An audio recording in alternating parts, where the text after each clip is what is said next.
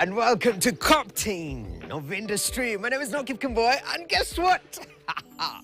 Today we're about to have a wonderful conversation on matters starting challenging the status quo and being better. The question is, who are we having on this episode? She's lived in Hong Kong, traversed, driven all the way from Asia to Africa, and she's been part and parcel of adding value to this country. Putting up businesses, that's how she's done it, and creating employment and breaking new products, breaking those barriers. And most importantly, also creating space where women are empowered, especially in the space of manufacturing. Ladies and gentlemen, welcome the one and only Megan Root, the Captain of Industry. Hi, Megan. Hi, Noah. You good? I am so good. Are you ready to get grounded? I know. I'm ready to get grounded. Normally, let's start off. You know, how you start your day really sets the tone how that day is going to be. And some people choose to start their day by scrolling, and the day becomes very scrollful. Some people decide to start it in a very chilled way, maybe doing some meditation. It shapes a lot. For you, talk to me about what informs how you begin your day. Well, we are outside here because one of my favorite rituals is to do a nice, easy wake up the body movement in the morning. Okay. And I'm a bit of a lazy person, okay? So this is not an intense workout. And from a Chinese medicine perspective, we just need to do a little bit of movement every day to help our body function optimally. Okay. Obviously, going for runs, going to the gym, all of those things can be great. But from my wellness tradition, just little bits every day have such a powerful impact on our health. And so I'll explain to you a couple of the little bits. Okay. All right? Ready. First step, bare feet. Bare feet on the ground. Bare feet on the ground. The earth has so much energy and we can absorb that energy. We also can rebalance our energy by connecting with the ground. So this is something that we can do here because our weather is so beautiful most of the year. And even if we live in a concrete jungle increasingly, we still do have some green spaces in Nairobi. So step one is to take off the shoes. Okay. All right. Step two is to connect with the earth. Connect to that. And now I'm just going to lead you through what I call the Chinese granny morning stretches. Chinese granny morning stretches. Yes. And it's quite interesting because you have lived in different parts of the world. You've experienced different cultures. And I think there is that element of being able to pick something from each culture that you experience that is of value, and even just specifically saying Chinese granny because you lived in China for quite a while. As we do the Chinese granny, talk to me about how do you land in China? How did you get there? Yeah. All right, so you ready to start though? Yes. Can we start? Hopping. Oh, hopping. That's Okay. Shaking it out. Shaking it out. Uh-huh. Okay. This is nice. All right, so what this does is it helps us get all of your lymph flowing in your body. It's Okay. very important. Okay, but my origin for China, or the way I landed in China, my dad worked in electronics, and so as a kid, I went and lived in Hong Kong and Singapore. So as ages 10 to 17, I was living in these big, beautiful, vibrant cities that were, really on their own journey becoming the world's manufacturing and business hubs.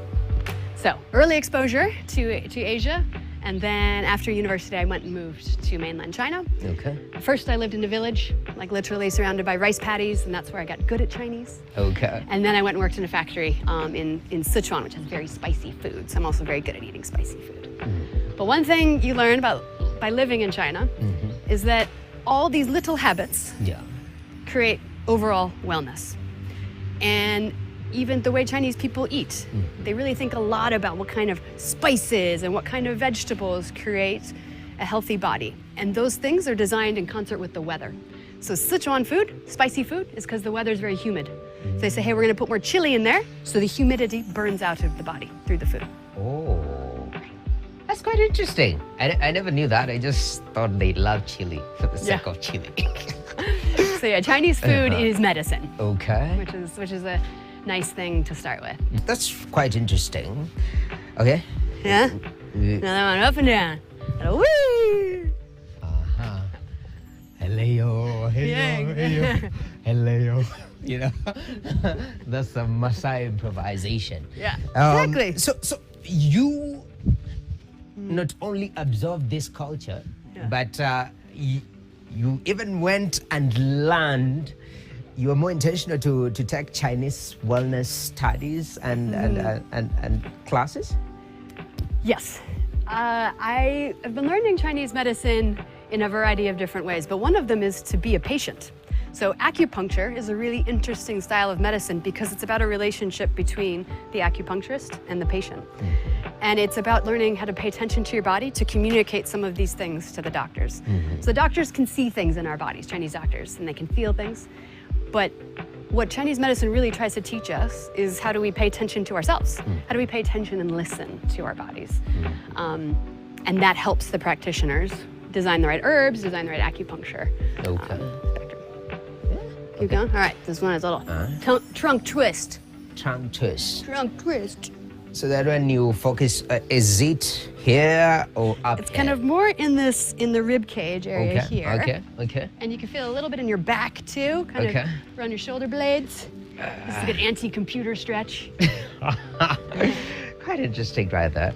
So, this, you say lymphatic system. And most of us, I mean, until you are in that advanced age where you start feeling funny. It's like, I thought my legs were stronger. They're not as strong. And then you start paying attention. But the lymphatic system seems to be quite instrumental. Because even when I go online, what you call Chinese granny, there's some, that heating, heat here 200 times, it opens up the lymphatic system. Maybe from a technical know-how, because you know this better. Why is that important to our well-being as human beings? So when we learn about the body in middle school, now you learn about your respiratory system, you learn about your blood system. Yes. And there's this other thing, lymph. What lymph does, it is a detoxifying kind of process in our body, and it runs in parallel to all those other processes. And so, what Chinese medicine does is make sure that that detoxifying flow is flowing. And so what Chinese medicine does is try to unblock blockages in our energy system, which often is in our lymph system. And so, so right here, massage these guys. I'm just gonna mess my mic. This is a big area where lymph flows through. Okay. So you kind of rub it a bit, tell it to wake up, tell it to like unblock. Okay. That's one. And then this is another one under the armpits. Okay. Some good stuff in there. Yeah. Start tickling yourself. So funny. Another one is here. Just below the rib. Yeah, so you can kind of feel that. Okay. And the other ones are kind of here. Okay. On the sides here. Okay. Yep. Okay. And so when you see the smacking, right? It's a similar kind of thing. Okay. How do we open up these different things? And how do we kind of put energy back into them? So another very classic Chinese granny stretch is this one. And what you're doing is you're hitting your kidneys at the back. And you're telling your kidneys to wake up. Keep flowing. So it's the hitting of the self. Okay. That is part of this medicine. This is so funny. Is this working? Is this working? Hello, hitting. So, I feel like this has gone in a weird direction now. I don't know. Don't you worry. We're going to come back. We're going to come back. Okay. Yeah. So essentially, now away from wellness, because you attached on China and Singapore being this, they're heavily industrializing at that particular time. And that's where we are as a continent right now. We're talking about industrialization and value addition within the continent of Africa. And from your journey, because you started quite a number of businesses, co-founded quite a number, and now you are running Grounded, which is a cleaning business. And cleaning is quite an interesting business. But let's just walk back. When you land in Kenya, because the journey is you guys travel across Africa and finally you decide, let's settle in this country, build businesses here, make Kenya grow and be part and parcel of the culture. What was your introduction to Kenya? What stood out about this wonderful nation of ours? So my first time to Kenya was as a traveler. So we were driving around the world. We were in Ethiopia. We drove down into Nairobi. And I think I was blown away by the fancy golf courses in Nairobi. Like, I mean, from the outside, right? Africa's media perception, right? And Kenya's perception from the outside is so different to the reality. And we know this. This has been just a story told over and over. The stories that come out of this part of the world do not give people a positive perspective or a realistic perspective of what life is like here. And so kind of coming down, I remember they were just building Thika Road at the time. We were in massive traffic and we kind of come into Upper Hill. We're like, okay. No one's ever talking about these golf courses on the news, you know? So it was just that beautiful traveling experience of this place is nothing like I expected. And this place is a lot more livable and interesting and dynamic than I expected. And I think one thing that we've always really loved about Nairobi that has frankly created our businesses is the spirit of the hustle. Like, so kind of from day one, we're like, oh dear, the hustle is in us. And that's not just one business, right?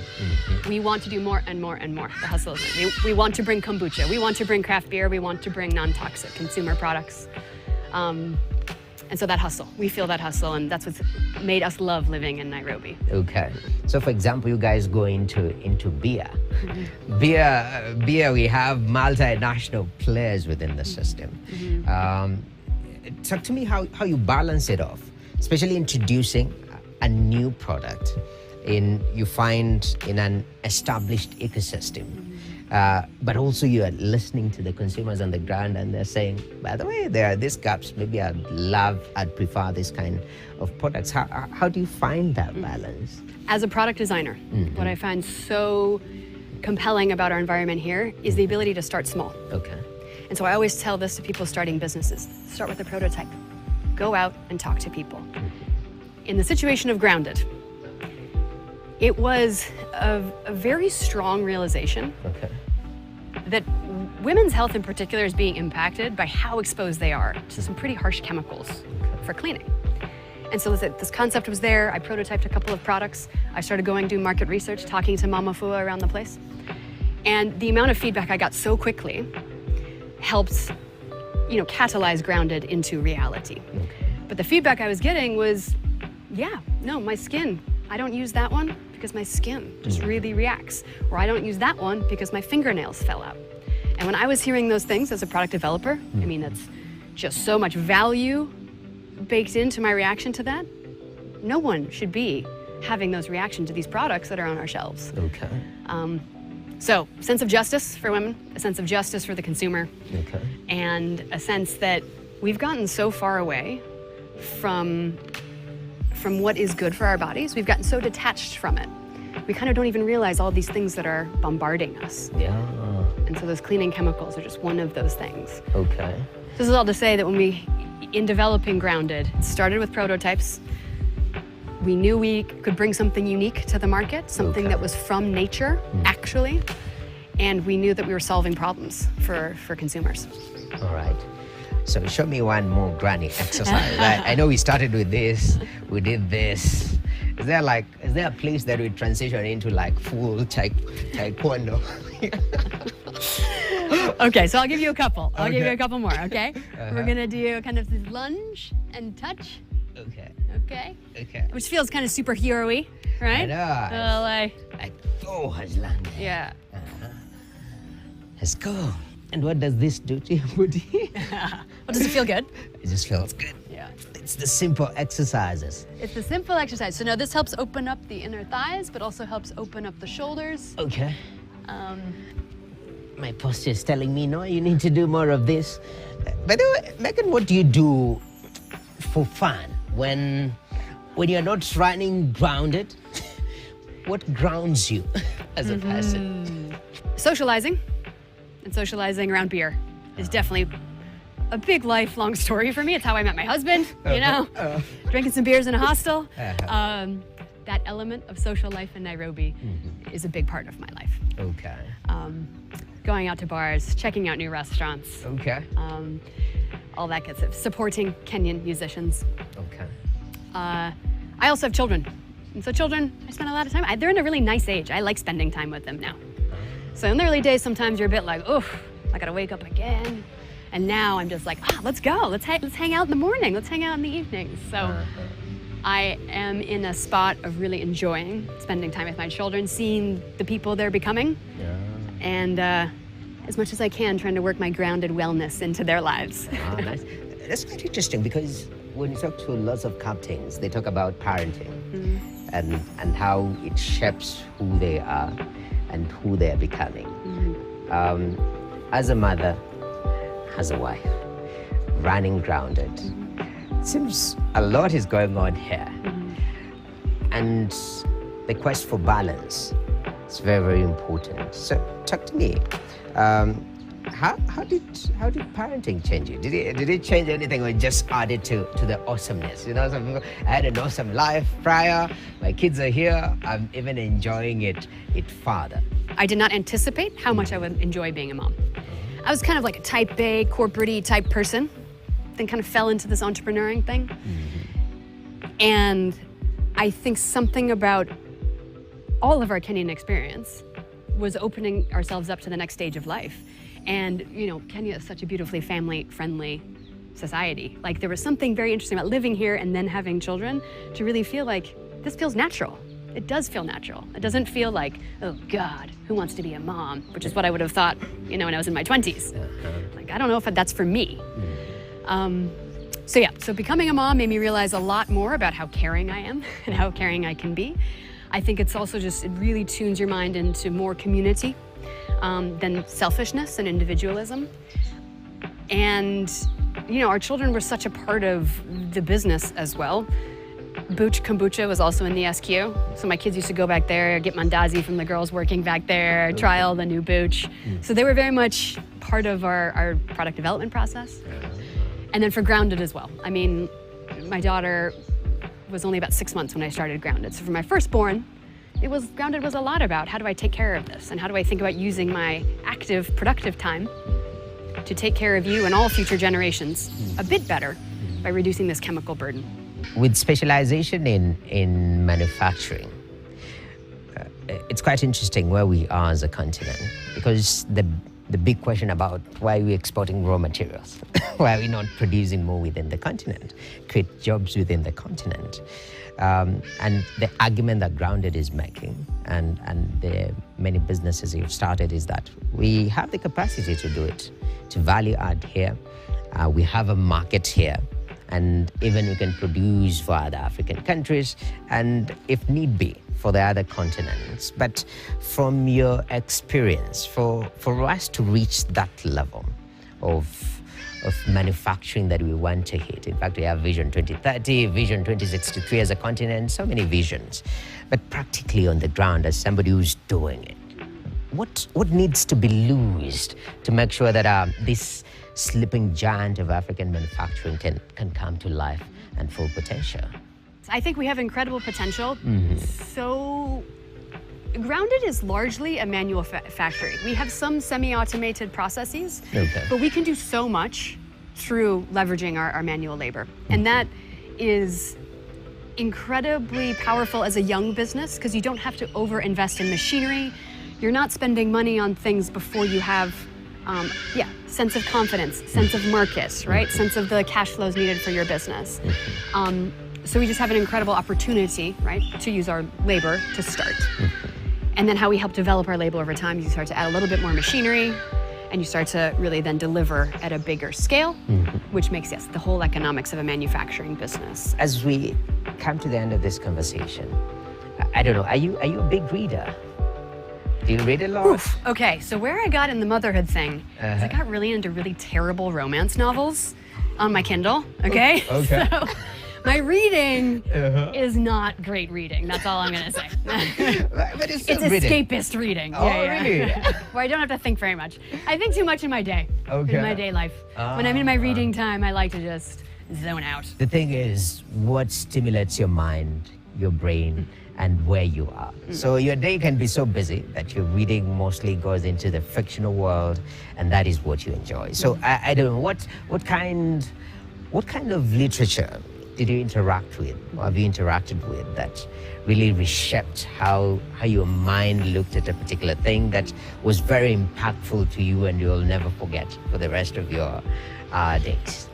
When I first moved to China, we started learning about Chinese medicine. And there's one book called The Tao of Health, Sex, and Longevity by Dan Reed that absolutely changed my whole outlook on life. And it was going through how to be a healthy body and mind in a very practical way. Because I think there's different traditions out there. It's hard to meditate. It's hard to just sit down and meditate. It takes training of the mind. And where Chinese medicine sits is it's this way of training your body to be healthy so that your mind can be healthy. So that particular book shaped so many of my wellness practices. It shaped so much of what I think is possible as far as controlling our own and protecting our wellness. And yeah, so that was a book, I read 25 years ago. That is now very much a part of the way I live and very much a part of the grounded philosophy. Definitely. Are you big on quotes? Like, do you love quotes? So, some people love quotes like, 清楚啊. So you like a little Chinese quote. Yeah, okay. I don't know what quote stands out for you, that when you're talking to people ask you about grounded and all these adventures that you've had in life. What is that one quote that you always find a way of sneaking it in, and you have to mention it? I wouldn't say I'm very famous for quotes, but I think it's so powerful to remember the world is still smiling. I learned that on our trips, on our travels. You say, oh, that country, let's say like Syria, right? It's a bit messed up. Yes. People are still smiling, right? You come through northern Kenya that had basically no roads. It looked a bit bleak. People are still smiling. And so it's just kind of always trying to come back to there is so much positivity in life. In an information era, too much negativity coming at us. And so to actually, just think about, no, people are still smiling. The world is still smiling. The world is still smiling. Oh, beautiful. The future of clean products, clean, sustainable products that do not have chemicals, they're naturally whole. Where do you see that industry going as we wrap this up? I see it growing. There's no shortage of interest in this from around the world. So our product category is growing on every continent. People are around the world becoming more conscious about what we're doing to the environment, more conscious about our own bodies. So we're just so proud to have developed these products and these solutions for Kenya.